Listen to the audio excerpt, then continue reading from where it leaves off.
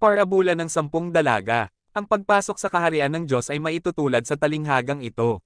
Mayroong 10 dalaga na lumabas upang sumalubong sa lalaking ikakasal. Lahat sila ay may dalang ilawan. 5 sa mga dalaga ay matatalino samantalang ang 5 ay hanggal.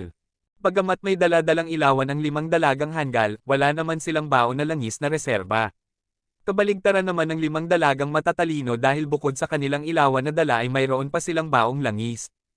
Naantala ang pagdating ng lalaking ikakasal kaya naman ang mga dalaga ay inantok at nakatulog sa paghihintay. Nang maghating gabi na ay may sumigaw at sinabing, narito na ang lalaking ikakasal. Lumabas na kayo upang salubungin siya. Mabilis na bumangon ang 10 dalaga at agad na inayos ang kani-kanilang ilawan. Napansin ng mga dalagang hanggal na andap-andap na kanilang ilawan kaya naman sila'y humingi ng langis sa mga dalagang matatalino. Ngunit pinayuhan ng mga matatalino na pumunta na lamang ang mga hanggal sa tindahan upang bumili ng langis dahil baka hindi magkasya sa kanilang lahat ang dala nilang langis. Kaya naman agad na lumakad ang 5 babaeng hanggal upang bumili ng langis. Di nagtagal ay dumating ang lalaking ikakasal at ang nasumpungan niyang 5 dalaga ay kasama niyang pumasok sa kasalan saka isinara ang pinto.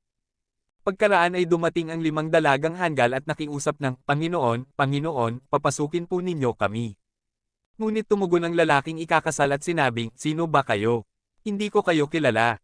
Pagkatapos nito'y sinabi ni Jesus, kaya magbantay kayo, sapagkat hindi ninyo alam ang araw ni ang oras.